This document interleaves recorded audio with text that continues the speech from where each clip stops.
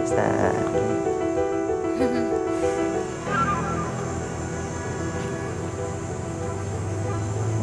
Lanta. Putik eh.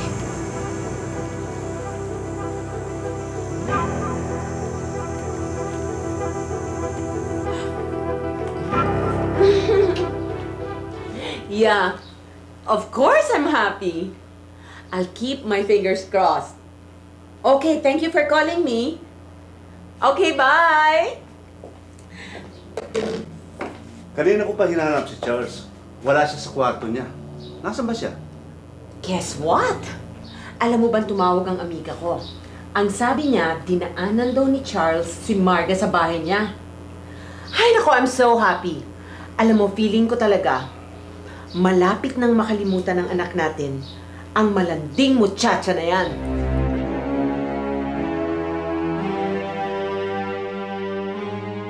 Teren, okay ka lang? Sino ba kasi talaga yung nakita mo?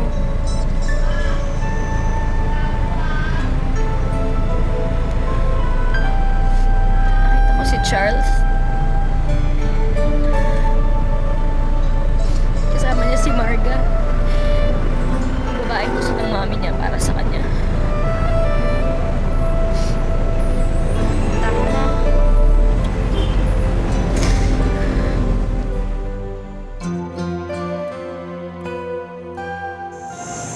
Salamat, Marga. Samahan mo ko dito. Okay lang yun. Wala rin naman akong ginagawa sa bahay eh. So, what makes this park so special? Kasi I used to spend time here with someone special. Si Catherine. Siguro, nasasawa ka na marinig yung mga kwento ko. Of course not. Eh, alam ko naman na kaya mo ko tinawagan eh kasi nalulungkot ka. Namimiss mo si Catherine. Naintindihan ko yun. And as your friend, nandito ako para damayan ka. I just hope na may magawa ako para mabawasan yung loneliness na nararamdaman mo ngayon. Well, nagagawa mo na ngayon. Just for being here with me. Alam ba, Pinky? Awang-awa ako kay Catherine kanina. Biruin mo, nakita niya yung pinakamamahal niyang lalaki may kasamang ibang babae. Grabe, sakit nun, no? Alam mo, natatandaan ko yung first love ko. Love na love ko yun. Grabe, kasi binibaby ko pa. Tapos, nalaman ko magkakababy sa iba. Dahil parang binuhusan ng muriatic acid yung puso ko sa sobrang painful ng experience. Gosh, ano?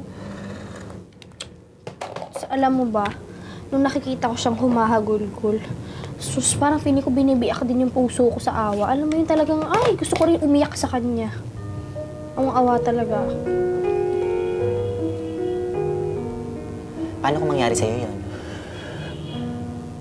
Oo nga, paano kung nangyari sa akin yun? Hindi ko naisip yun. Alam mo, Day, in case na nagbubulag-bulagan ka, nangyayari na. May unti-unting inaagaw ni Jessica si Jepoy. Ha? Kaya kung magpupumilit magtigas yung puso't isipan mo, baka ikaw ang humahagulgul.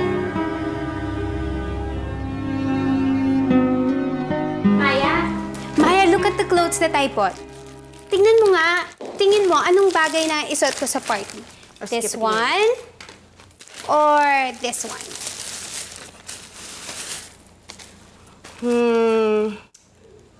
Ayan, yung pink na yan, yan. Mas bonggacious yan. Bagay sa party. Diba? Eh, tika muna. O, usap ka muna dyan. Bakit ata parang masyado mong pinaghahandaan yung party na yan? May ka-date ka ba? Bakit? Kailan ba ako nawala ng date? At sino naman yung ka-date mo na yan? Oh my gosh! Is this true? Yung bang Jepoy na yun na magiging ka-date mo? Bakit naman hindi? Alam mo, kakaiba ka talaga, sister. So you mean to say, inas mo yung cutie pie Jepoy na yan na magiging ka-date mo?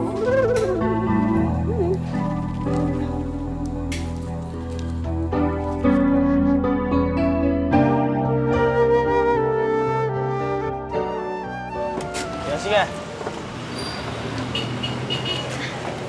Jepoy, may ibibigay pala ako para kay Ninay. Sobra na to ah. Hindi, mga old toys lang to. And I'm sure magagamit pa to ni Ninay. Here, oh. Salamat ah. Dapat nga ako yung nagbibigay sa'yo ng kung ano-ano eh. Kasi ako yung may malaki na utang na loob sa'yo eh. Hindi dahil sa'yo. Hindi mo na naman makikita si Ninay muli. Alam mo, Jepoy, paulit-ulit na lang. Parati mo ako pinasasalamatan.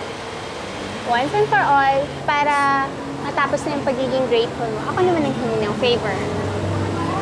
Ano yun? Kasi tomorrow, may party sa school namin. And it will really mean a lot to me kung samahan mo ko. Sige na, Jepoy, please.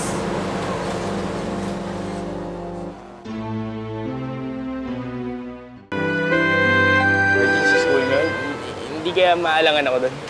Hindi, no. Ang mabait ng friends ko. Sige na, Jepoy. Okay? Halika, may papakita pa ako sa'yo sa kotse.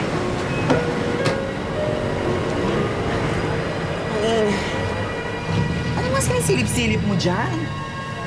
Ah, hello! Pangit ang driver. Siselos ang ate ko. Hindi, papanik ako nagsiselos, jealous ever ka. Hindi nga, papanik nga ako eh. Panik! Papanik ako! Panik o panik? Selos.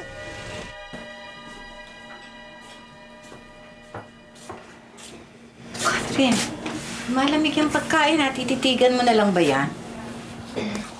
Busog pa ako na eh. Paano ka mabubusog? Eh, wala ka naman kinain buong araw.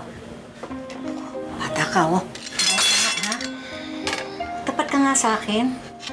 Ano ba nangyayari sa'yo, ha? Magmula nung makita mo si Charles, meron pa bang ibang nangyari?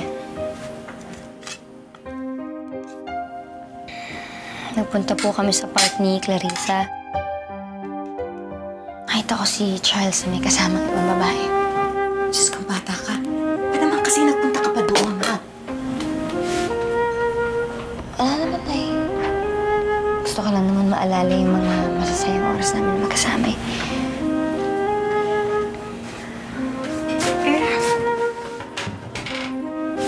Baka naman kaibigan lang na yun.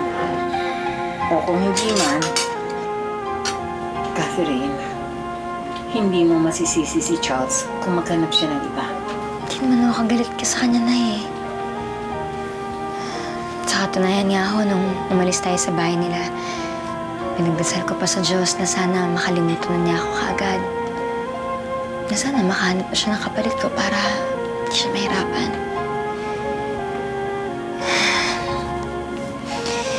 Pero nung dininig ng Diyos yung panalangin ko, sakit pala na no? Pero mahal ko si Charles. At ang gusto kong maging masaya siya, kahit sa piling pa ng iba. Hay nako ha! Nakakainis ha! Kala mo kung sino siyang ganong kaganda. Mayaman lang siya, pero di ba, Pinky, mas maganda naman ako doon? Keres, kambal tayo, di ba? Nako! May talagang siya pa talaga yung paaya-aya ng date. Nako! Ang chip-chip niya, no? Nuknukan siya ng katsipan! Grabe! Anak, ang dugo mo. Anak, sandali. Eh, ang tanong doon pumayag ba naman ng Jepoy na makipag-date sa kanya? Aba ewan ko, no? Mag-motel pa sila for all I care. Naku! Basta ako, hindi ako affected! Ano yung Hindi baliw? nga siya affected, no? Hindi. What you think, Mamo? Palagay ko, infected na anak ko. Siya nga pala, Ferdinand. Naiwan sa din yung finak sa akin na statement of account na galing sa bangko. Kukunin ko lang, ha? O sige, maayos na natin ito.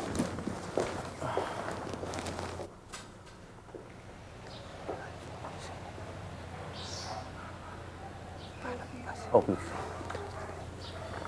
Salamat, ha?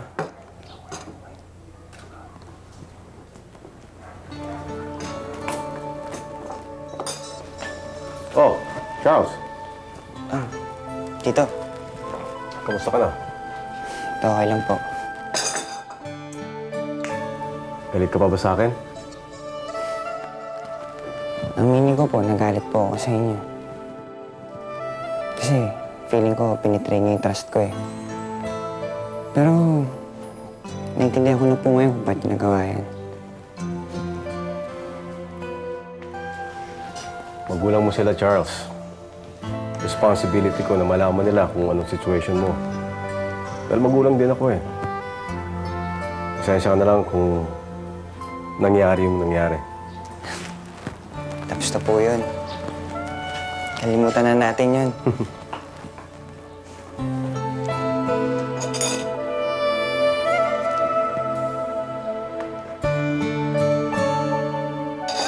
Ano po, tinigilan ko na rin pag-inom eh.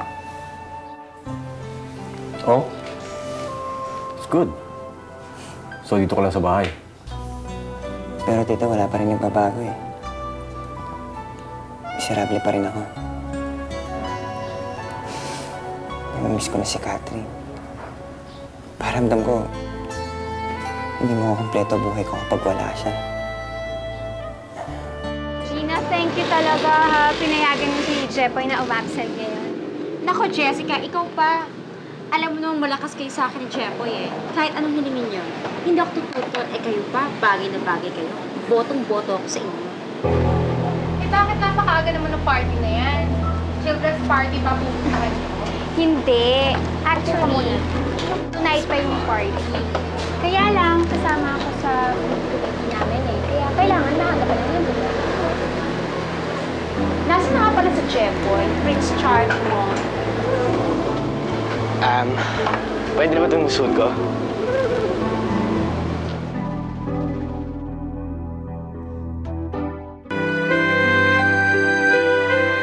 Okay na ba itong suit ko? Ganun ko lang kasi ito sa kaibigan ko, Diay. Halika nga.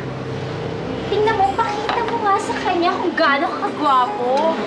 Alam mo, Jepoy, may tinatago ka talagang kagwapuhan, ano? Isipin mo, sino mag-aano sa'yo na work ka sa suot mo? Teresa, okay na ba suit ko? Bagay na bagay sa'yo. Oh, huwag na kayong magtagal dito. Maraming mga pokpok dyan. Baka mamaya, kaingitan pa kayo, Jessica. Agawin pa yung Prince Charming mo. Alam mo na. Sige, tara, Jepoy. Gina, thank you na ha. Naku, kahit madalas. Sige, mag-enjoy kayo, ha? Tingnan mo nga naman, Linda. Bagay na bagay sila, no? Yung ayaw sila para sila ikakasal. Siguro sila na magkakaroon. Tingin mo. Tara, chika tayo sa taas.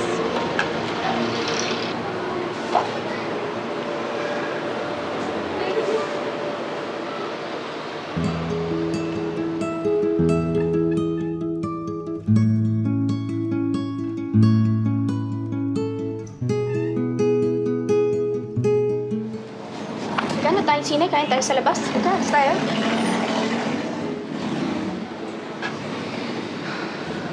Clarissa, hindi mo man aminin na lang kung nasasaktan ka. Bakit pa kasi kailangan mong pigilan yung nararamdaman mo para kay Jepoy? Marami kasing dahilan. Mas importante pa ba yun kaysa sa pag-ibig? Ginawa ko na rin yan eh. Sinubukan ko na rin pigilan ang tinitibok ng puso ko. Pero walang nangyari eh. Bumigay din ako. Kaya kung si Jepoy talaga ang isinisigaw ng puso mo, pakinggan mo. Huwag mong pigilan. Dahil ang puso lang ang makakapagpaligaya sa'yo.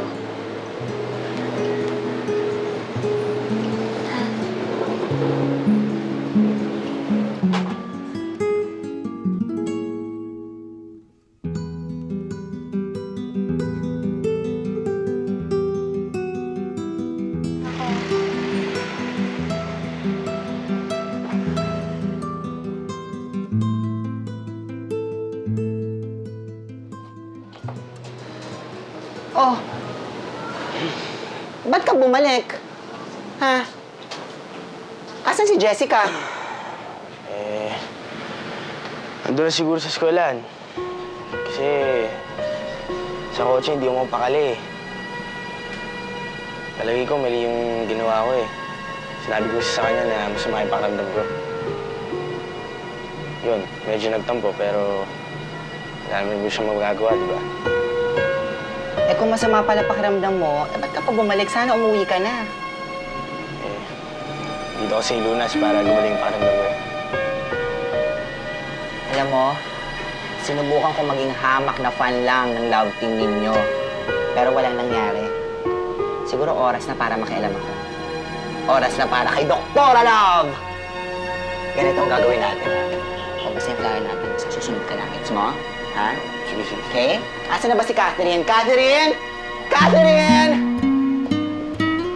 Cathy! Catherine! Madali, pakibaba mo yan, ha? Ito, ilalagay natin ito. Dito, yan.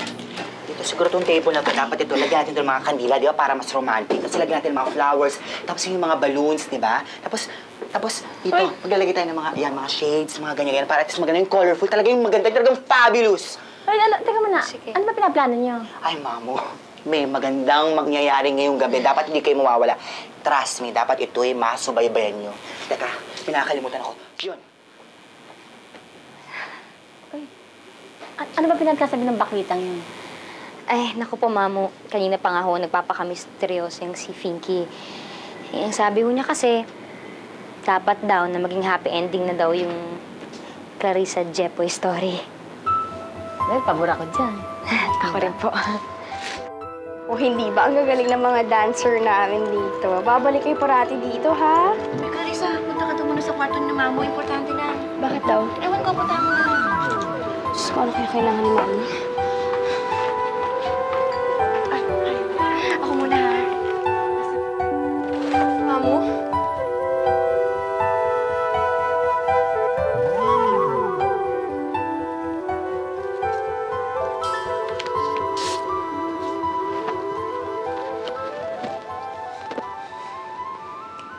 Dear Clarissa,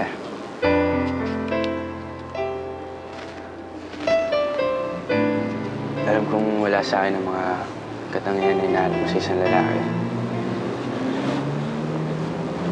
Mahirap na ako. Maliit lang ang bahay namin. Wala akong mansyon. Wala rin akong kotse.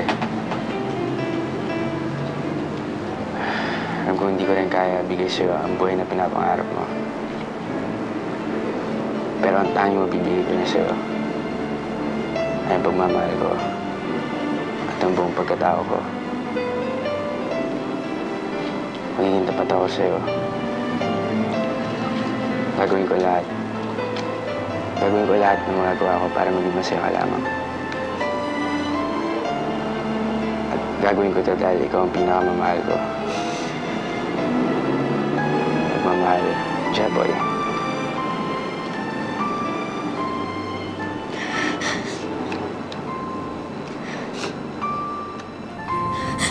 Bakit ka umiiyak? Wala. Kasi... totoo wala sa'yo lahat ng kataingian na hinahanap ko sa isang lalaki. Mahirap ka lang. Maliit lang yung bahay mo. Wala kang mansyon. Wala ka rin kotse. Tuturing, di mo kayang ibigay yung mga kayamanang pinapangarap ko. Tuturing, hindi mo ko kayang tulungan maabot yung mga ambisyon ko. Baka nga maging hadlang ka pa eh. Pero, isa lang yung katotohanan na alam ng puso ko.